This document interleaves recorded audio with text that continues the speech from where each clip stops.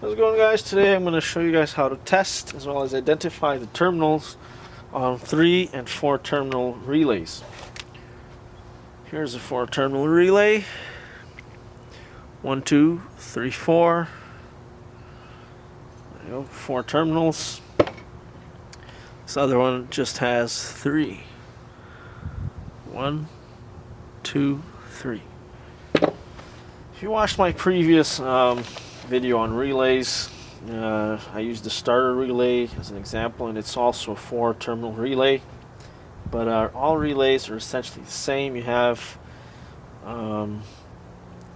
relays with more terminals that allows you to turn on and off different things, but they're always the same, and the same concept is just basically more relays put together sort of thing. And the relay is essentially 2 switches together. One switch to turn on another switch. And they have what's called an electromagnet, which is just a coil of wire around a core of steel. So here are the 2 small diagrams that I've drawn. As you can see on the top here, you always have 2 terminals on for an electromagnet.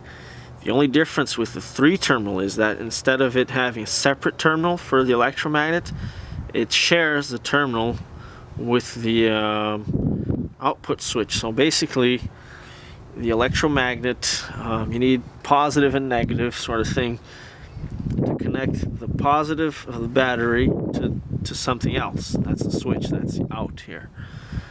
Or you can have the same battery terminal going to the relay, going to the electromagnet, and going to the output there.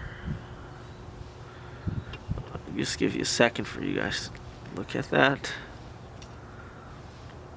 So at any rate, what happens is sometimes relays are like this. They're dirty, or they're brand new with no identifying marks on them. So basically what will happen is the concept to test them and to find the terminals is you'll hear a clicking sound whenever the electromagnet is activated. It'll click because it'll close the contact points. So we always start with just that. I'm using 2 battery charger terminals from the battery charger over there, and I'm just gonna contact points and see which one causes the click. So initially here, for example, I think that these 2 would be the 2 that go to the electromagnet. But if I connect the 2, nothing happens. If I connect it to any of the other terminals, as you can see, nothing happens either. Alright, so move on to the next one. Alright, I get a click there. See, nothing on the other terminals. I've just found the 2 wires, 2 terminals that power the electromagnet. And once, if this is permanently on, that you'll hear a bit of a buzzing, and it'll only use up about 1 or 2 amps. As you can see there, it's really not a lot.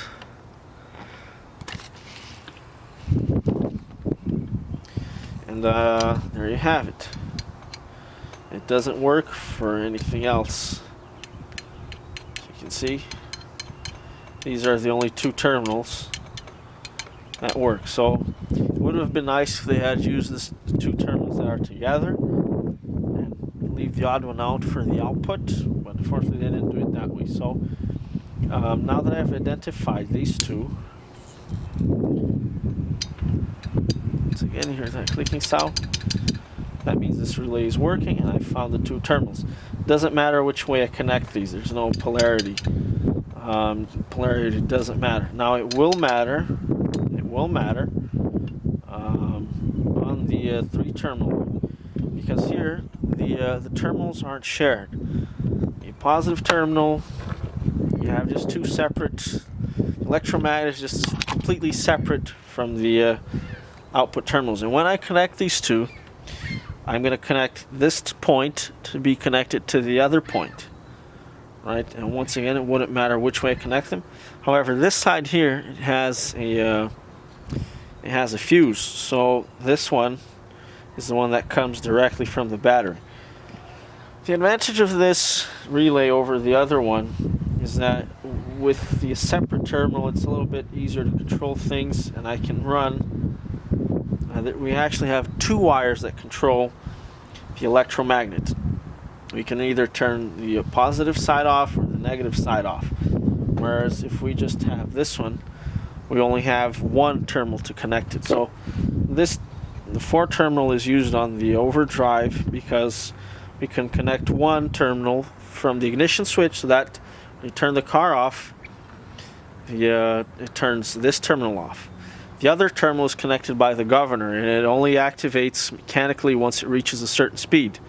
So it's basically 2 switches that connect these things. Because let's say with this one, we could use a 3-terminal one, so that you'd have just the connection from the governor.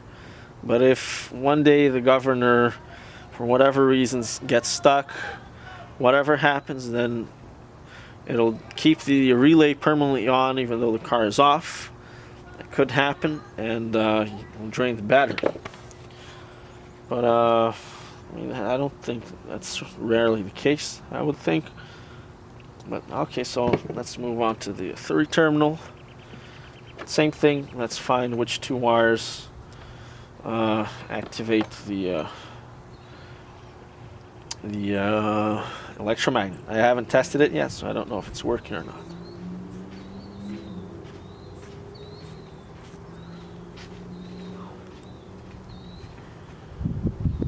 Okay, it's not that one.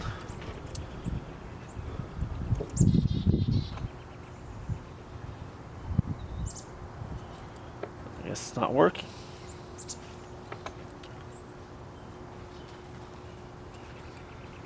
You don't hear a click anywhere, so it means it's bad.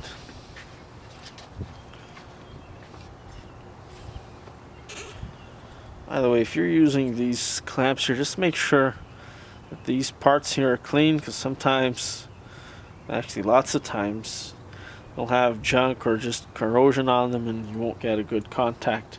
So, but yeah, it's not. This one is done. This relay is garbage.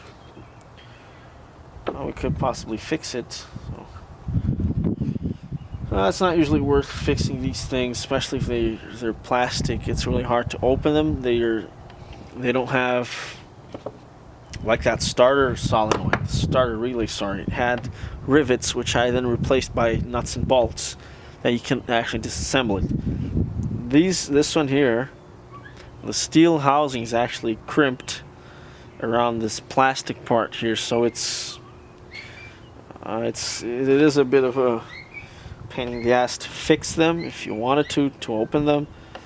It could be done, absolutely. It could be done. A MacGyver situation, stranded in the middle of nowhere, the desert or something like that. Could be done. Same for this one here, however. This one here is a little bit easier because it's got a steel backing, so it's a little bit easier to disassemble.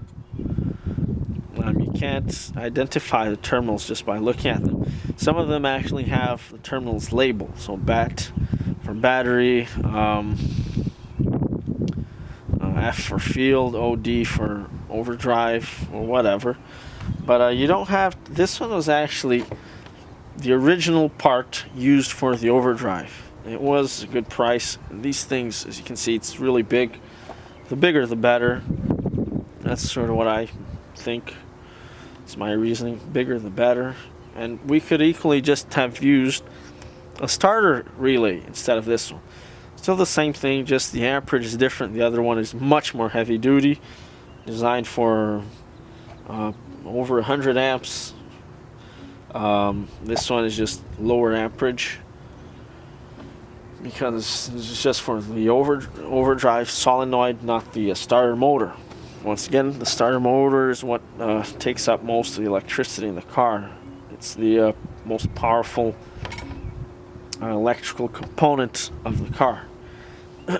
So there you have it. So in my case, these two here, if you're using, this applies to you if you're going to use this on the overdrive. Either one of these terminals goes to the governor, and the other one comes from either the ignition switch directly or through the ignition coil if you're actually going to wire it with the kick down switch. I don't have the kick down switch, so I'm just going to wire it to a normal switch that I can turn on and off by hand. Just easier, cheaper, and this big terminal here with the fuse comes directly from the battery. You could also get it from basically positive. This is the positive side, and this is the output, so this will also be positive once both ends terminals of the electromagnet are energized. So if we just have one on and the other one is off, it won't work. You need both of them on.